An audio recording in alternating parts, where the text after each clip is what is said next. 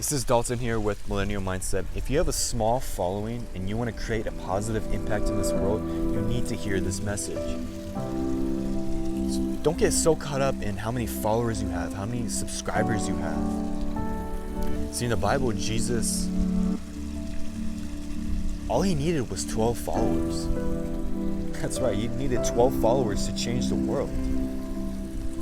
In Mark 16:15, Jesus said, "Go into the world and proclaim the gospel to all of creation." See, he didn't need a million followers. He needed those 12 followers who believed in him, who trusted him. So that's all we need. We need to find those people who believe in us, who trust us. We don't need a million followers. Start off by helping one person. And that person will help another person. It will create a ripple effect. So just remember that. If you like this content, like, comment, subscribe. This is Dalton with Millennial Mindset, signing off.